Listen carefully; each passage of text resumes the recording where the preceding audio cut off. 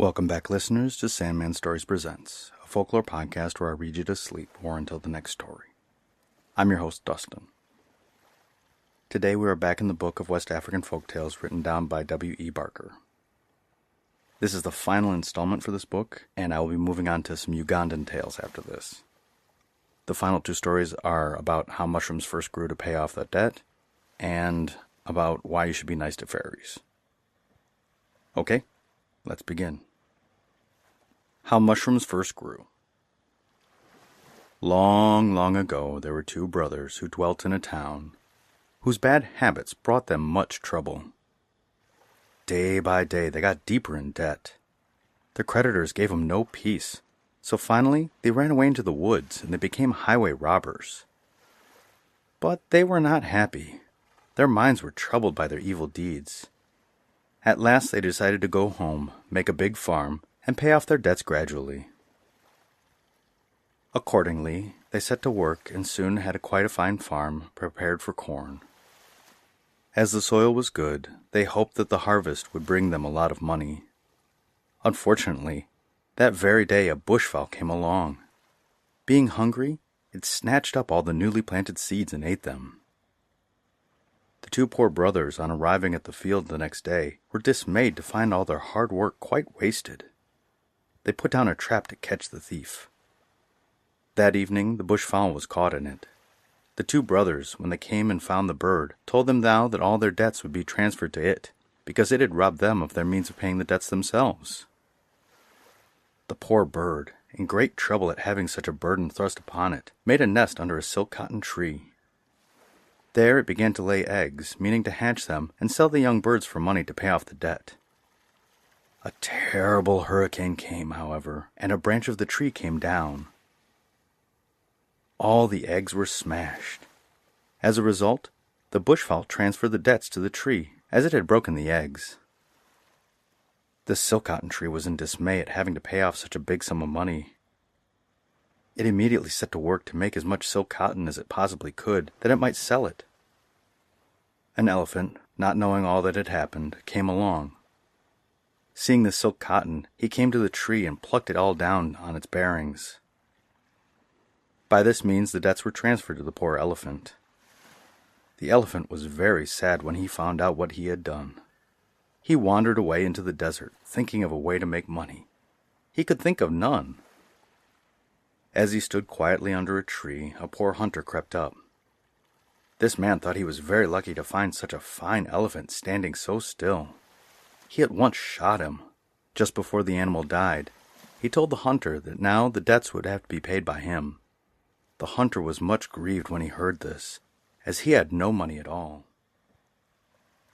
He walked home wondering what he could do to make enough money to pay the debts. In the darkness, he did not see the stump of a tree which the overseers had cut down in the road. He fell and broke his leg. By these means, the debts were transferred to the tree stump. Not knowing this, a party of white ants came along the next morning and began to eat into the tree. When they had it nearly broken down to the ground, the tree told them that now the debts were theirs, as they had killed it. The ants, being very wise, held a council together to find out how best they could make money. They decided to contribute as much as possible. With the proceeds, one of their young men would go into the nearest market and buy pure linen thread. This they would weave and sell, and the profits would go to help pay the debts. This was done. From time to time, all the linen in stock was brought out and spread out in the sunshine to keep it in good condition. When men see this linen laying out in the ant hills, they call it mushroom and gather it for food. The end.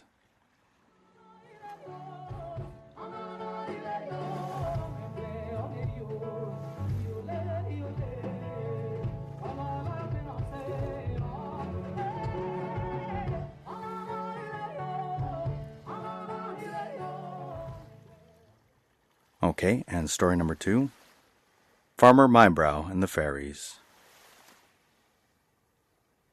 Farmer Mybrow was one day looking around for a suitable piece of land to convert into a field. He wished to grow corn and yams. He discovered a fine spot close to the great forest. The latter was the home of some fairies.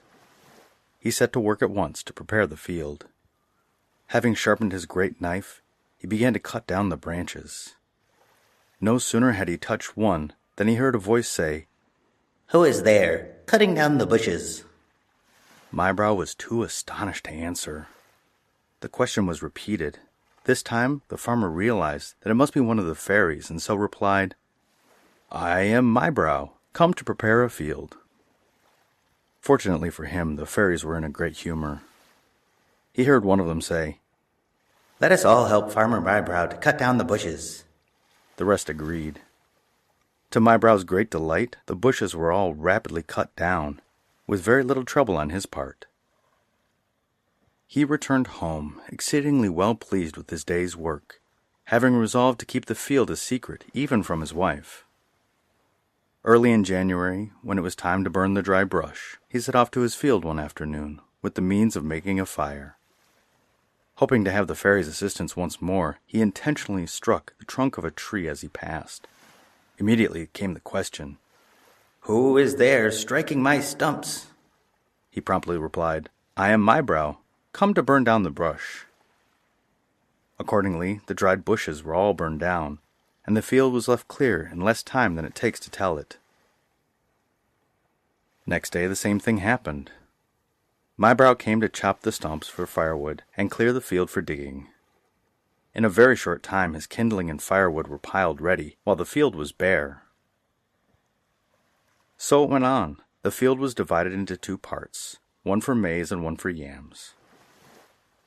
In all the preparations, digging, sowing, planting, the fairies gave great assistance. Still the farmer had managed to keep the whereabouts of his field a secret from his wife and neighbors. The soil having been so carefully prepared, the crops promised exceedingly well. Mybrow visited them from time to time, and congratulated himself on the splendid harvest he would have. One day, while maize and yams were still in their green and milky state, Mybrow's wife came to him.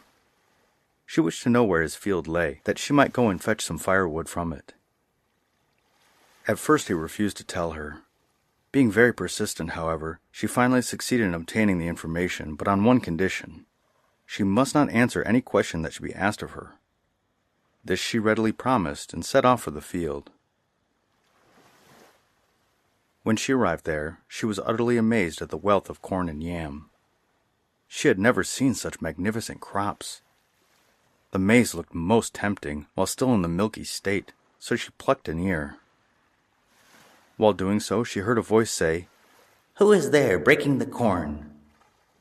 "Who dares ask me such a question?" she replied angrily, quite forgetting her husband's command. Going to the fields of yams, she plucked one of them also. "Who is there picking the yams?" came the question again. "It is I, Mybrow's wife. This is my husband's field, and I have a right to pick." Out came the fairies. "Let us all help Mybrow's wife to pluck her corn and yams," they said. Before the frightened woman could say a word, the fairies had all set to work with a will, and the corn and yams lay useless on the ground. Being all green and unripe, the harvest was now utterly spoiled. The farmer's wife wept bitterly, but to no purpose. She returned slowly home, not knowing what to say to her husband about such a terrible catastrophe. She decided to keep silent on the matter. Accordingly, the next day, the poor man set off gleefully to his field to see how his fine crops were going on. His anger and dismay may be imagined when he saw his field a complete ruin. All his work and foresight had absolutely been ruined through his wife's forgetfulness of her promise. The end.